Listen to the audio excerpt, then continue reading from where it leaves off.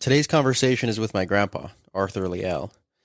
We discuss his childhood, the time he served in the U.S. military, his 30-year career as a fireman for LA City, his perspective on death and how he's handled the loss of his wife and son, what it means to love, how to pursue a meaningful life, among other topics. It was really great having him on this episode and getting to know his story a bit more, as he's played such an influential part in the chronicles of my life. Being able to talk and spend time with those in your life that you know aren't going to be around forever is so immensely important, and why I am extremely glad that we were able to have this conversation, as it has been something I've had on my mind to do for a while now. And for those who don't know, this show is on social media, and I would love to talk to anyone who listens to it and wants to reach out. You can find me on Instagram and TikTok at ExistencePod. I would love to hear from you guys and get some feedback and discussion going over there. As well as the new Spotify playlist I'm curating for this show, dedicated to all the sad, existential boys and girls and people who love new music like myself. Again, the links are in the description. Also, quick note, if it sounds like I'm yelling in this episode, I most certainly probably am. My grandpa is pretty much deaf, so I have to speak with a certain tone of voice in order for him to hear me, so try not to mind that. I don't talk too much in this episode. My name is Evan Leal. I've been traveling for the past 2 years, just talking to people, and that's really it. This is my attempt at capturing the genuine conversations I have along the way, discovering the essence of what it means to pursue a life well lived through the contemplation of love, death, meaning, and existence.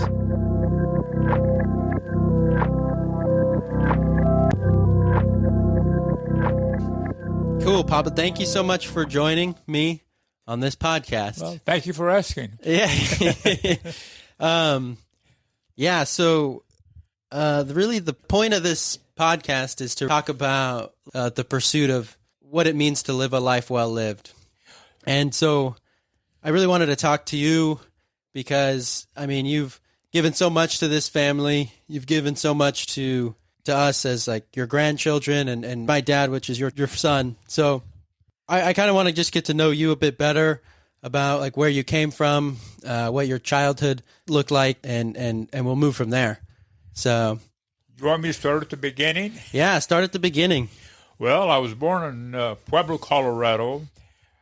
My grandmother lived in Pueblo, and my dad worked as a sharecropper in Eaton, Colorado, which is about 104, 110 miles north of Pueblo.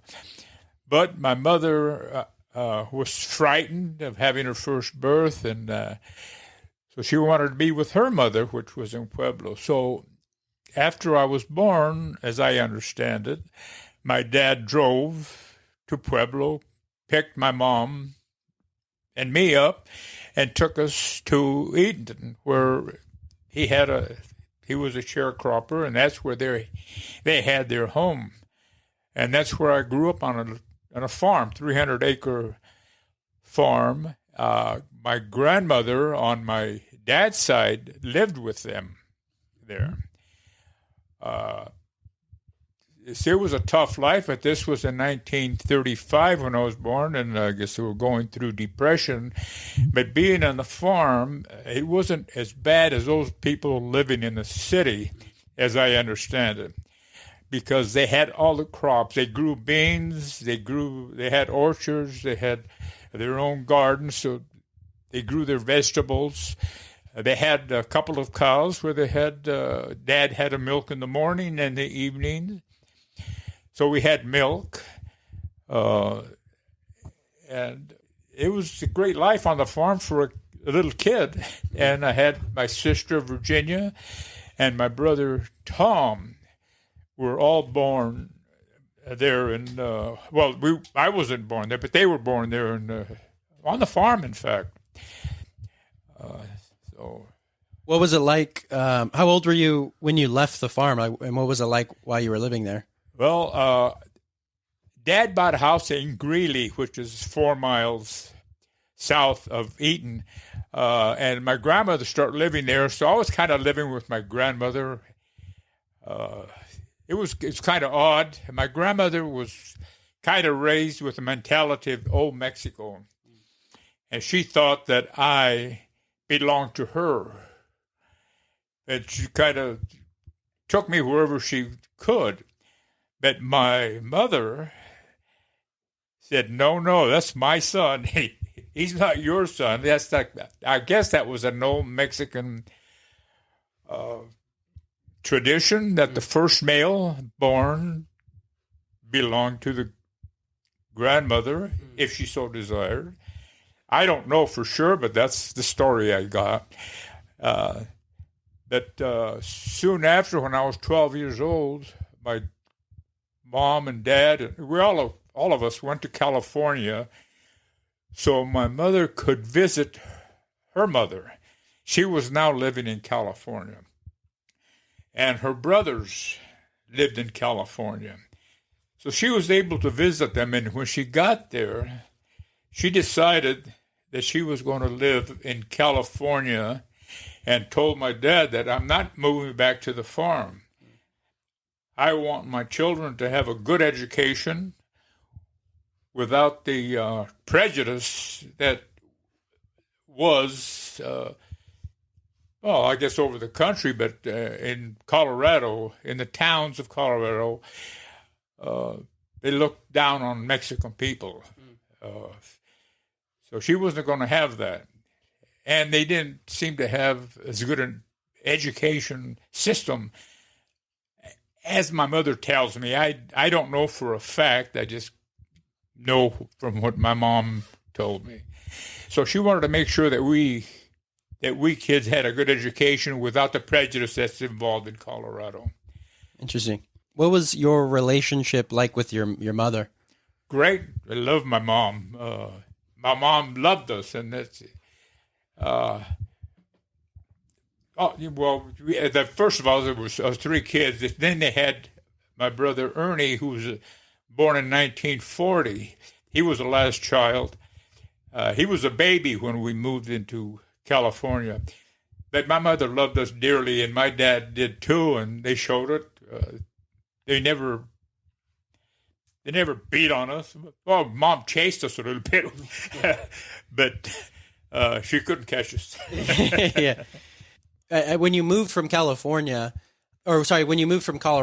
into California, what was that transition like for you, being 12 years old? I mean, you were old enough to remember it.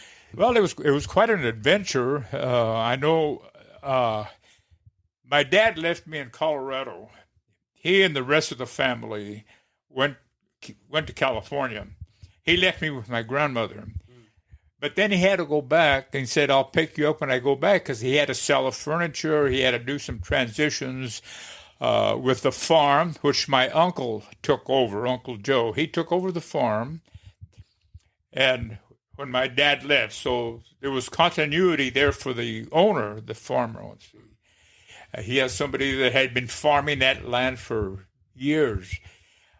So the owner was very happy, and my dad went back to Colorado, sold what he had to sell, and shipped what he had to ship to California, and picked me up, and we took a bus to California, where we lived for a few months with cousins of my mom in California until my dad found a house. And where did you originally settle in California? Well, it was in Los Angeles, but it was in Los Angeles County. It wasn't in the city of L.A. It was about 12 miles south of Los Angeles. The place didn't have a name. The community didn't have a name. It was just Los Angeles County. Yeah. But we lived a block from the elementary school, and a block from, well, 3/4 of a block to a little store that was there where my parents shopped, and they were able to buy stuff. If they didn't have the cash, the owner would carry them for whatever they bought, and then when my dad got paid, he'd pay him at the end of the week or whatever. I was frightened.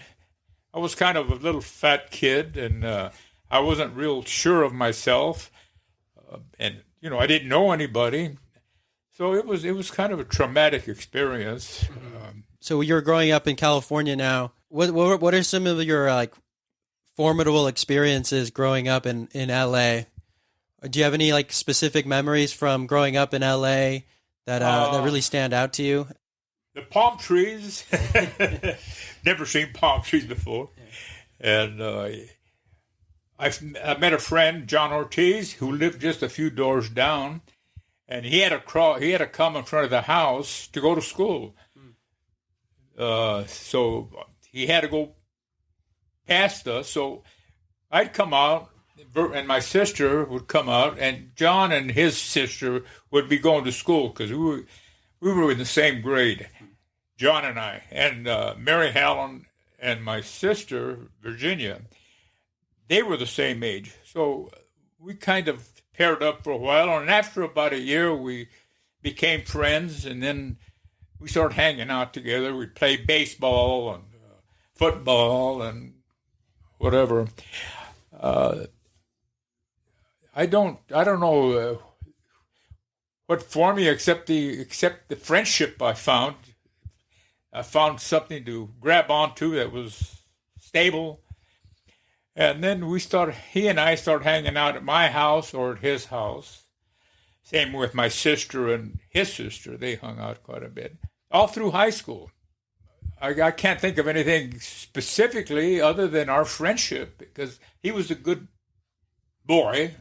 In other words, his mom and dad had a pretty tight hold on him and couldn't get out of line too much. Yeah, and then I mean that's a big experience growing up with a friendship like that. To grow up, getting older throughout your like teenage years, and when you were in high school, what is it? Did you have any? Did you have any direction while you were going through high school, like what you wanted to do? Not really. I didn't know what I wanted to do. Neither did John, but we talked. John and I talked a lot, and we still do today. Thank God, we're both still alive. But we went through high school, and then we didn't know what we wanted to do. So we started, let's go to college for a while, see if we find something that we might like. Well, we went through the first year of junior college, and we were still no closer to what our life's work was going to be than when we went in. So John says, I asked him about let's join the military.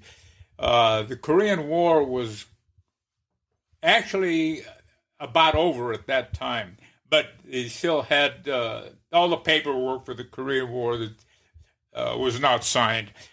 So we joined the Air Force because we thought that was the easiest one. The Army and Marine Corps, that was too tough for us. So we thought, well, maybe we can get into the pilot training, find something that... so we joined the Air Force together. We flew to Lackland Air Force Base in Texas. And, oh, my God, we were so frightened. They had our tactical instructor. He was a short guy, probably 5'5", but he was a Mr. Florida a few years before, so he was like a little mountain, mean, tough, and he kind of told us, which one are you guys, fruits or nuts? California had kind of a reputation of a bunch of fruits or nuts. So that's the reception we received when we landed at Lackland Air Force Base, and then it got worse from there. We had to get up early, we had to march, and it was hot in Texas, and our mouth was always full of cotton.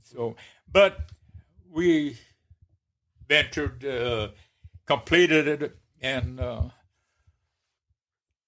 here I am today. And then how old were you when you were in the Air Force, and how long were you in? Went in when we were 19 and got out when 4 years later. Of course, John, I got out. I got out 6 months early, so my buddy John still picks on me that he served his full 4 years, and they got rid of me because I wasn't good enough. Wait, why did you get out six months early? Well, they were cutting back. The Korean War was over, all but the signing of the treaty. So we had all the benefits. John was assigned to Texas, loading bombs on planes. I was assigned to Colorado, Denver, doing typing work.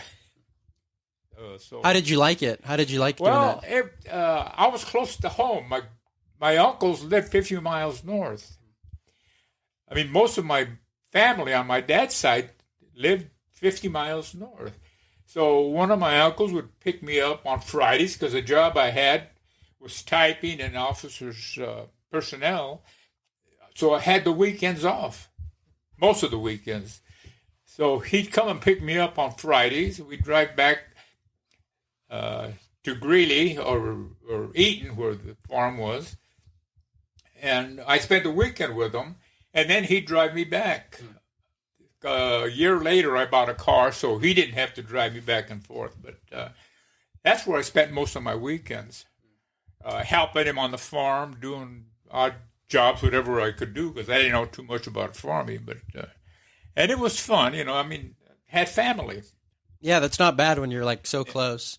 That's how it was for me too, like being from Southern California and being stationed in Camp Pendleton. Yeah. It was the same sort of thing. I was like, I was going to mention that. Yeah. So it makes it pretty easy. It does, yeah. It does lessen the load a lot, especially when you consider people that moved completely from where they originally were based. Yes. So yeah, I do get that for sure.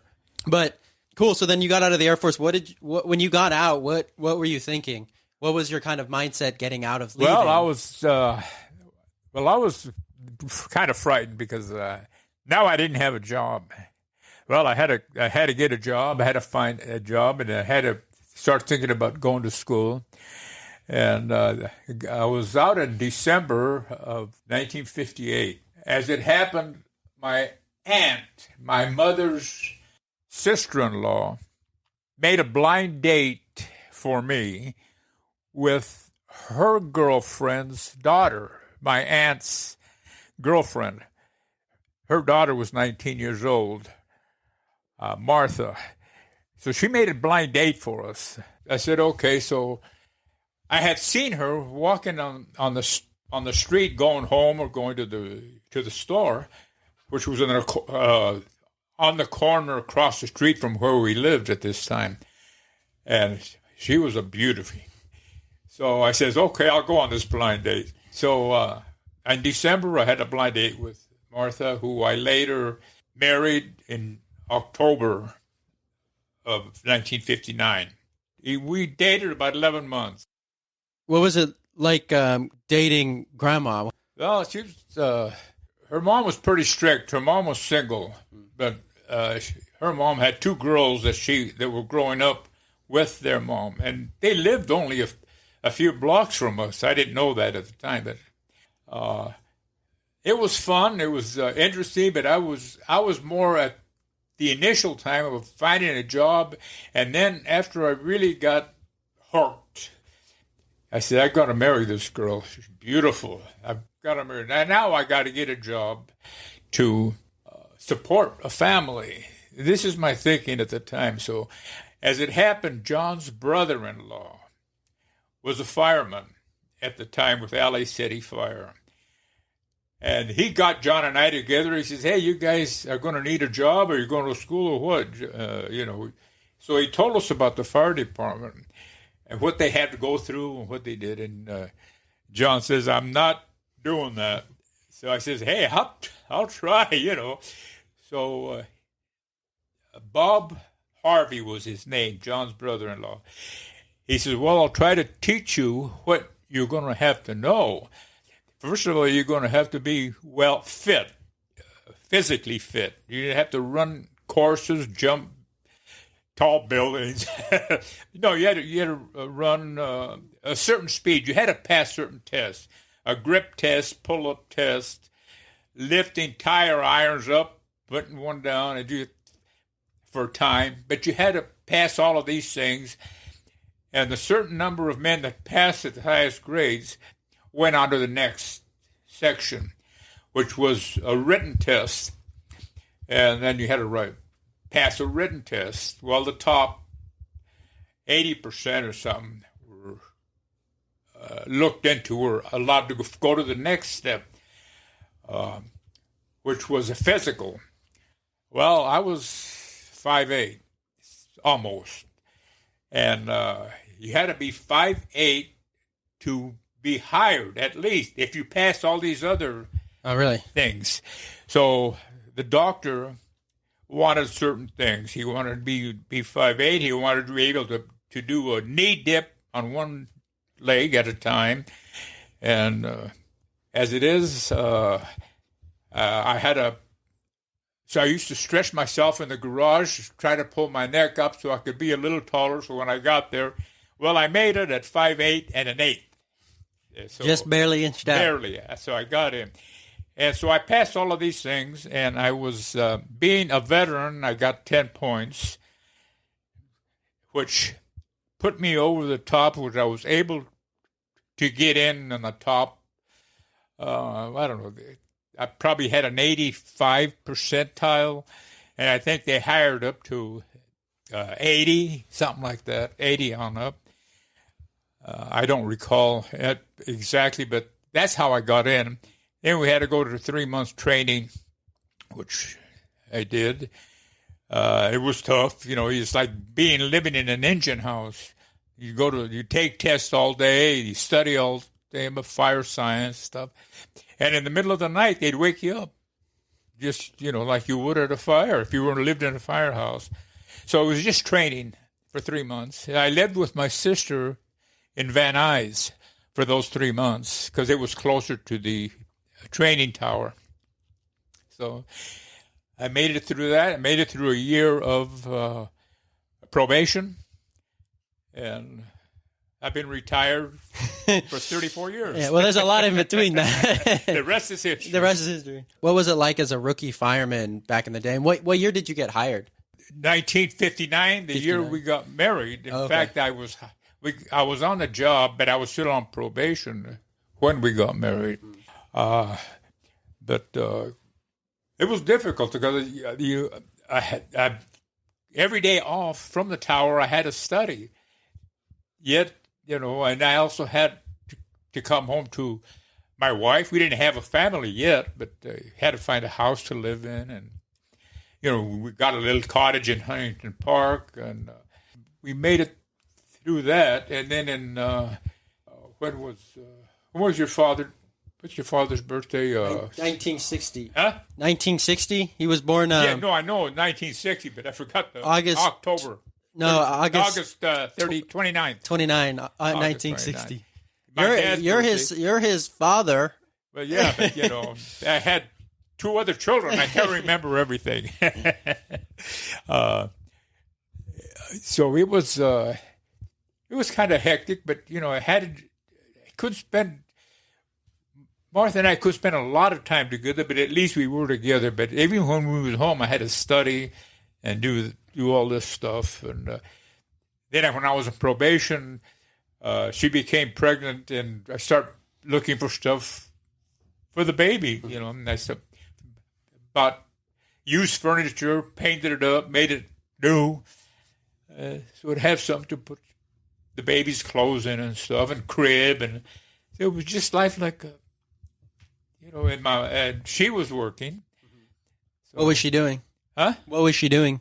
She was making lampshades. She used to make lampshades. I don't know the name of the company anymore, but she did that for a long time. And did you guys plan to have children? Was it always a goal for you guys to have?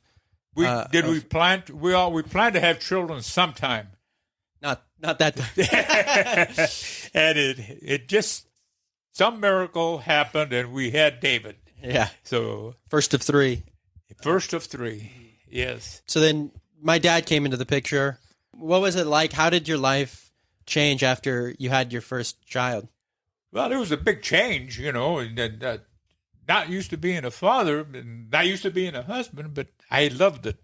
I enjoyed it. I was looking forward to being home and seeing the baby. I'd come home from fighting fire maybe that night before. I'd come home the next morning. I'd be beat. I'd grab the baby, put him on my chest, and we'd take a nap. Oh, I loved that. That was my day. Look forward to that. Did that with all the babies, looking forward to come home. And then I also look forward to going to work. I love that. I love the camaraderie with the firemen. They became a family. You spent 24 hours. You go in at 6 in the morning, come home 8 the next day. So you spent a whole 24 hours there. Hardly ever got any sleep. In the area that we were in, we were up just about every night. Sometimes we had big fires. Sometimes we'd have just trash fires. Sometimes we just have false alarms. But we were up and down, up and down. Were there any specific fires or calls that's really stand out to you as major in your career? Yeah, there were quite a few. Remember brush fire in Hollywood Hills that burned along the ridge. I don't remember how many homes it burned. It was a devastating fire, but we were on that from the afternoon all night till we got home that evening when we got relieved. Then we did go one year. We went to Santa Barbara where they had a huge brush fire that burned a lot of homes. Well, that's the first time LA City left the city with some fire engines to help another city, which was Santa Barbara. And we were there all afternoon, all night. The next day, we got relieved about 9 or 10 in the morning, and they sent some plug buggies. They sent some rigs, some cars to pick us up. So we went back to the engine house, and we didn't get home till the next afternoon. There were so many large fires, I can't recall them all. High-rise buildings. A lot of times they weren't huge fires, but there were fires that were on the upper floors. We had a couple of trash companies, paper companies that collected papers and cardboards. And they take up a block or so of an area that would start burning, and they'd burn all afternoon, that type of thing. And then we'd have a few trash fires, small fires. But we were always busy or somebody getting hurt. They would send us the fire department first before they sent paramedics. Or at the early days, they didn't have paramedics. They just had first aid trained men that drove a rig, and they just provided primarily first aid until later years we started getting the paramedics, which your dad was a paramedic firefighter. You're very proud of him for that. That is definitely a lot of study. Yeah, no, totally. And then you worked your way up to, you were a captain. Yeah. How long was it from when you initially joined the fire department to where you became a captain? I joined the fire department in 1959. I became an engineer in 1965.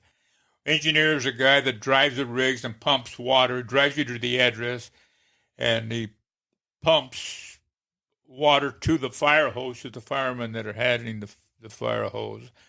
And then I became captain in 1975, which is kind of in charge of wherever they assign you, but I happened to be assigned to an engine house, which had 4 men and a paramedic unit, and I was in charge of that group for a couple of years, and I got transferred to another engine house, which was a task force, which had 2 fire engines and a truck company. And then they put me in an office. I started getting hurt at some of these fires that I went to. I injured my knees, I injured my back, and I got to where I lost my hearing. A lot of it at that time is worse now. But so they put me in an office where I could handle some things. And I started working in medical liaison, which we provided first first ones to help the individual find doctors in their community. We would talk to them, where do you live? You have a back injury, you need a back doctor. We've got a couple of doctors that will take workman's comp. We'll find one for you. So, or if there was somebody injured and they went to the hospital, we would go to the hospital to meet them and provide anything they needed, like, your what's your phone number? Just get all the information we could from them. Notify the wife or parents or whoever. We provided that type of work for the firefighters that were injured and needed help getting doctors or that type of stuff. And it got to where I couldn't hardly hear. I couldn't answer the phone very well anymore. I couldn't sit for very many hours. I couldn't stand for very long. So they got rid of me. They retired me in 1989. So I completed 29 years and 10 months, almost 30 years. And you can say 30. You can say 30. That's what I say. I got 30. And I've been retired actually since 1989. 33 years now. Yeah. I mean, that's such a large chunk of time to go through. That's such a large chunk of your life right there as a fireman. So I kind of want to dive more into like your relationship. How was your relationship with my grandma? How was your relationship with Nana? It was good. You're talking about Belle, Martha's mother. No, grandma, or my grandma, Nana. Oh, your grandma. Yeah, your wife. We had a great relationship. I loved her to pieces. It was tough the last few years of her life because she started having to go to dialysis 3 days a week, 4 hours a day, and it took a toll on her. It was a little more difficult. We still loved each other, but illness makes it tests you quite a bit. But we persevered, thank God, till she passed in the hospital. She was on dialysis, and they couldn't. They were going to do an emergency operation on her arm to put a valve in it so she could get the dialysis done, and her blood pressure dropped, and they couldn't get it back up, and they wouldn't transport her home put her in hospice, so they wouldn't transport her home, so they had hospice there in the hospital, and that's where she passed. From the day her blood pressure dropped, 1 week later, 5 days later, she passed. But she was comfortable all that time, but we weren't. We spent a week every night. Your Aunt Susan stayed there every night. John and I would go there during the day. John is Susan's husband, and he was staying at our house, so he and I would go home at night. We sleep at night. My daughter would stay with her mom. We'd come in the morning. My daughter would go home, shower, clean up, and come back. That happened did that for a week. That was tough. Mm-hmm. Yeah, I mean, I think a topic I've been wanting to discuss with you for quite a while now is the topic of mortality in our own. What? The topic of mortality, our own passing, this is my grandma, your wife. It wasn't, that's not the first time you've come into or have had to deal with death. My uncle, who I never knew, Uncle Raymond, he passed your son. Yes. What was that like, losing your own son? It was devastating. It was horrible. I really felt the loss, but I had a bigger chore, and that was taking care of my wife, trying to make it easier on her. It was tough losing your son at such a young age, but also trying to help your wife stay steady on her feet, and so she wouldn't lose it either, you know.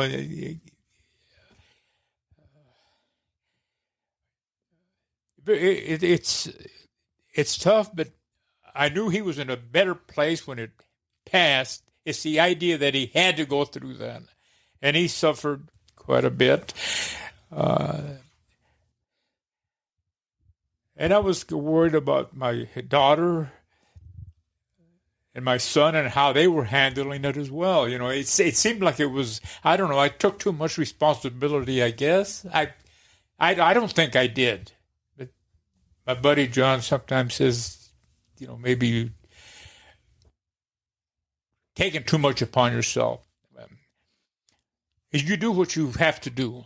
And I did what I did. I don't know what I did. Some part of that time he's kind of lost in a fog. But I remember we were in San Francisco and he was so ill. So you want to take the pain from him. Try to help him pass through this. Uncle Raymond, he died of AIDS during the AIDS epidemic in the early 90s. Yes. 95 or mid 90s. I think 95.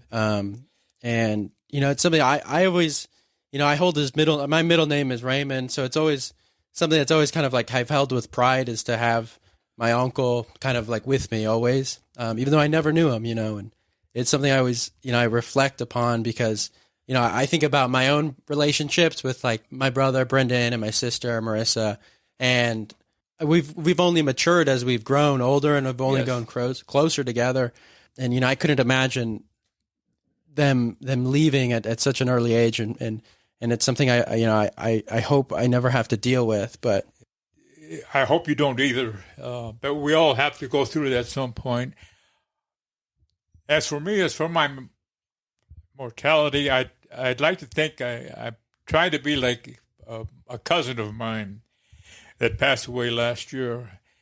And when he found out he had cancer, he knew he was going to pass. And he told us, I talked to him. He says, Art, he says, I'm ready to go. I made my peace with the Lord. I'm not afraid to go. I'm ready. And they sent us some videos where he was on his porch. He couldn't walk out in the street or the curb. He was sitting on the porch. People would drive by and, you know, wave at him and have signs. And he was just happy. He says, I'm happy to go. You know, I hate to leave my wife, but I'm good to go. I hope I can go that way. You know, I don't know if I will. I don't know if I have the fortitude, but I'd like to go that way. Yeah. I mean, we're happy to have you as long as you're here. We're happy to have you for a long time. For a while. For a while, you know. No, we cherish you immensely. And to kind of bring it back to the same topic, how was it dealing with the death of your wife after being with her for so long? Well, we were together 58 years. One year, on the 58th year, we went to a 60th wedding anniversary for some of our friends. And coming home, she said, we got to start looking for venues to have our 60th. We're 2 years away. I said, that's 2 years away. She says, I know, we can't start early enough. So she was looking forward to our 60th wedding anniversary. Never got there, but we did start looking at a few places, you know, that we knew about. We hadn't really contacted anybody or anything. Still 2 years away. So we loved each other. It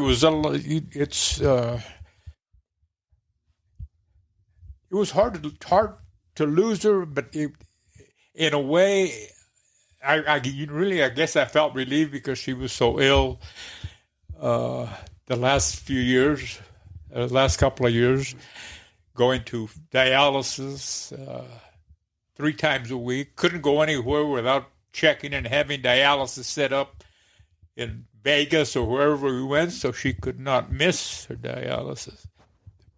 It was tough having her ill. You don't like your loved one to be sick. Oh, yeah.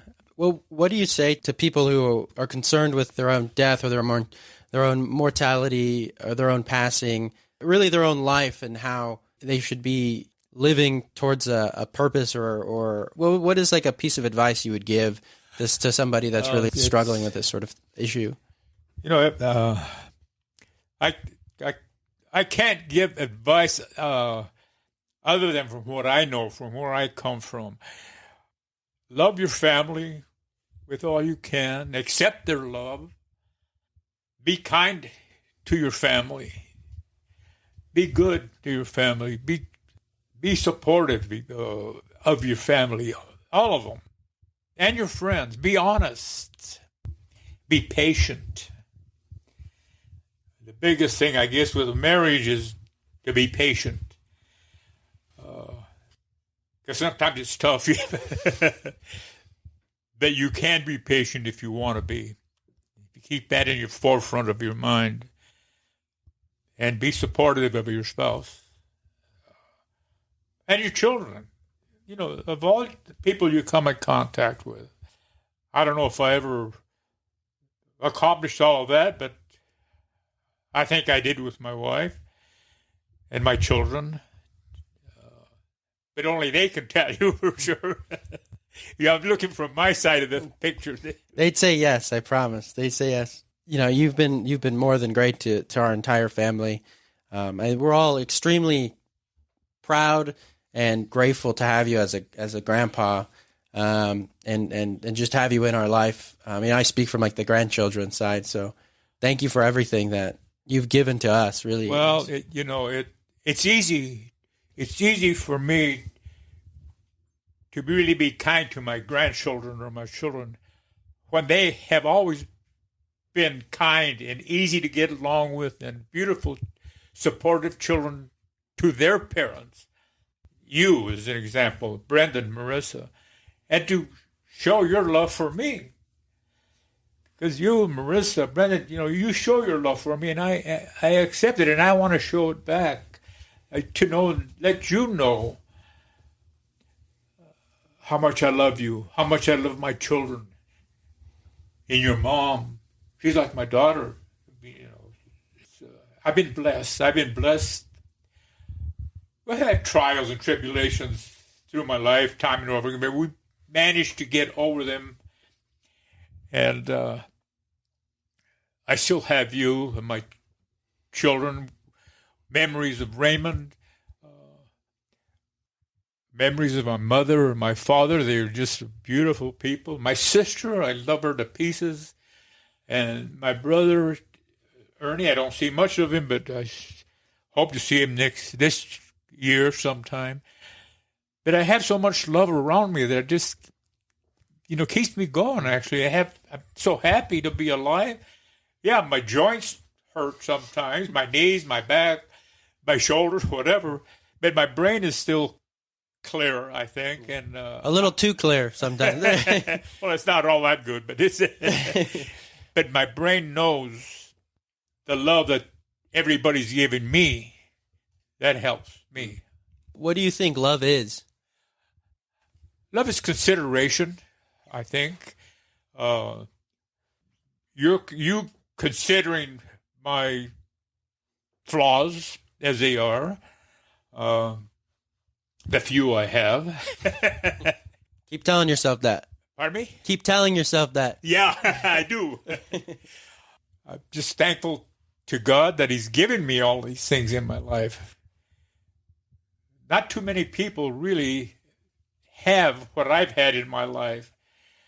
And it's been a pretty good, long life, 87 years right now. And I think I still think somewhat clearly, and I appreciate things. I am luckier than most, and I hope it lasts a while longer, because you can't get enough. And I think love keeps you going. Definitely. I think often about love and how we can show it more, what it is, and it's the most powerful thing Yes. that I can imagine. I can't think of anything more powerful. It is. When I think of love, I think of it only gives, never takes. So it's something that I find, of everything that we need to be doing here on this life, in this world, in this existence of ours, is to give more love and to show more love and to be more loving. But it looks different and it's difficult sometimes, and it is. Well, the things worth having are not always easy, but you have to work at them. And patience is one of those things that helps you keep that love. You have patience with your spouse, it helps you keep that love.